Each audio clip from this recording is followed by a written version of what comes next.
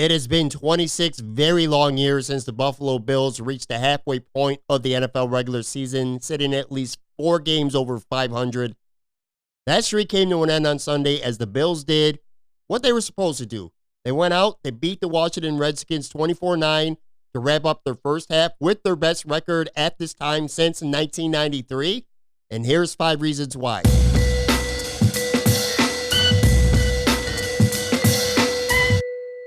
What's going on, everyone? Patrick Moran here, host of the Moran-Alytics Podcast with another installment of 5 Reasons Why. This is my Bills post-game series where I'm highlighting 5 reasons why the Bills won or 5 reasons why the Bills lost their latest game. This is going up on the Moran-Alytics Podcast YouTube channel on Sunday evenings, and you're not going to hear it on the podcast or anywhere else for that matter. Today, top 5 reasons why Buffalo beat Washington to get to 6-2. And without further ado, let's just roll right away. Coming in at number 5 is second half adjustments by Leslie Frazier, the Bills defensive coordinator.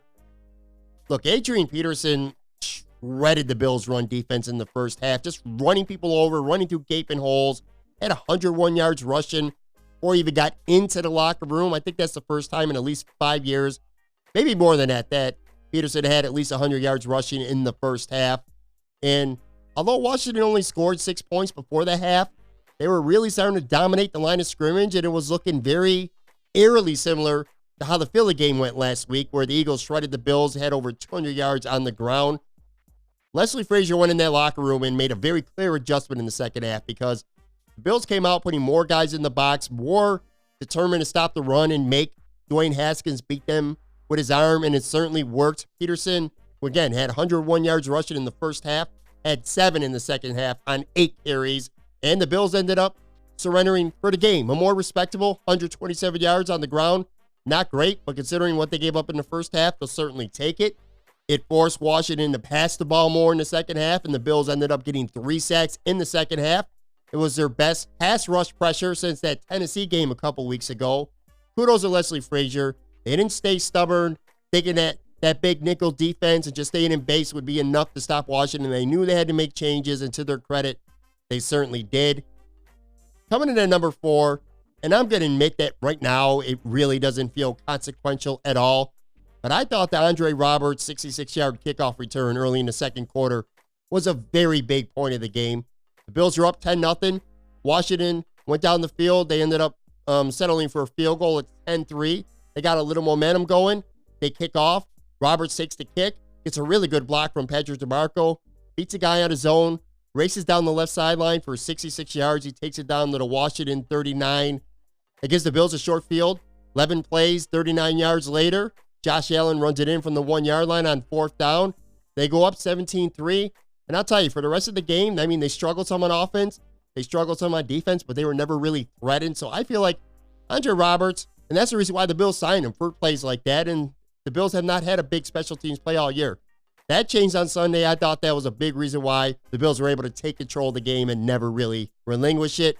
Coming in at number 3, and I know any discussion about Josh Allen is always going to be a hot topic conversation, but I got no turnovers from Josh Allen being a very big reason why the Bills won. Look, when you're playing a team that is 1-7 and you're playing them at home, the best way for that heavy underdog to have a chance to win is by going into your stadium and creating turnovers. And for the 3rd straight game, when it comes to the arm at least, it didn't happen.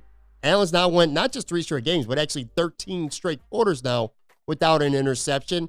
And yeah, he did fumble. It was a bad fumble. It was semi-consequential because the Bills would have had a first down. The ball went backwards. Frank Gore got stopped on the next play, and they ended up punting. But there's a big difference between punting and losing possession of the football.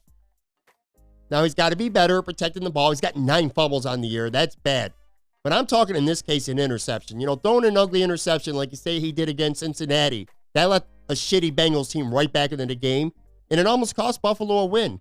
That could have happened against Washington, especially since this was a 1-score game for a large chunk of the second, third, and fourth quarters, but that never materialized. So I'm going to give Allen a lot of credit for that.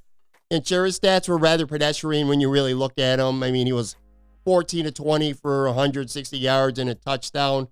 Again, pretty pedestrian, nothing fancy, but I'll take that, especially on a day where all you got to do is not stink. All you got to do is not gift the Washington Redskins interceptions and allow them a chance to take the lead. I thought that was a very big reason why the Bills are sitting at 6-2 right now. And coming in at number 2 is the continued clutch, and I mean very clutch play of wide receiver John Brown, who's clearly become Josh Allen's favorite receiver at this point. There's 4:08 left to play in the fourth quarter. The Bills are still clinging to a 1-score lead. Just got called for holding. Quinton Spain had a really bad holding penalty. It pushed the Bills back to the Washington 37-yard line. They were in pretty easy field goal range. And they're facing a 3rd down and 18, which again, at the time, that makes it a 55-yard field goal for Stephen Hauschka. And the Bills are only up by 8, so they want that field goal badly. So it's 3rd and 18. Josh Allen takes a snap. He avoids a sack, a really good play. Starts to run towards the right sideline. It looks for a minute like he might try to run and pick up some of the yards and make it a shorter field goal. But then he stops it. He throws it near the right sideline, a little bit high. And John Brown, who beat Josh Norman on the play, he goes up. He catches the ball with both hands over his head, comes out with the ball, trickles his feet down. Both feet get in bounds at the 14-yard line. It's a big play, 23-yard gain. They get the first down. They get to run some more clock. And 4 plays later, the nail in the coffin touchdown happens, and the Bills go up 24-9. That was set up because John Brown made a great catch. He's been, again, the most consistent player as far as I'm concerned on the Bills all season. 4 catches for 76 yards again on Sunday. Very, very big reason why the Bills are 6-2 right now. And before we get to number 1, I want to ask if you like this audio content that you could be so kind to hit that thumbs up button, as well as that pretty little red subscribe button down just below, the little bell next to it, so that you can get notifications when new audio content is released. Folks, the number 1 reason why the Bills beat Washington and why they're 6-2 at the halfway point of their season is because the organization felt like this was the right week to have the unofficial Devin Singletary coming out party. I mean, between missing multiple games with the hamstring injury and a pretty obvious concerted effort by the Bills organization to bring this kid along slowly, Devin Singletary hasn't really had a lot of touches to his name, and he hasn't been a focal point of this offense early on this season, to be honest, and especially early in the games, too. That certainly was not the case against the Washington Redskins. The kid had 4 touches for 26 yards on the opening drive.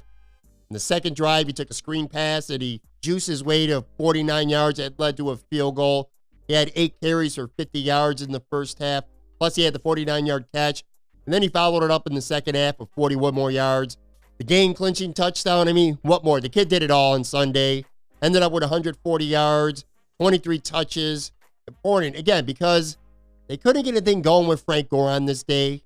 And if the Bills' offense, if they want to improve in the second half, the best chance to be a lot better than where they are right now is start having Devin Singletary become a more important part of this offense. Sunday kind of showed that he needs to be, and this Washington game was absolutely a good start to that. All right, so that's going to do it for this audio content video. Got anything else to add? Do you agree? Do you disagree about anything? Leave it in the comments, and we'll have a nice little conversation down there. Of course, don't forget to listen to the Moran-Alytics Podcast on Tuesday. I'll have full coverage of this Bills game with Aaron Quinn from Cover 1. Plus, we'll be handing out some Bills midseason awards. Subscription links for the podcast on all major platforms are down just below in the description. Thanks as always for listening. Hit that subscribe button, and I'll have more content here real soon.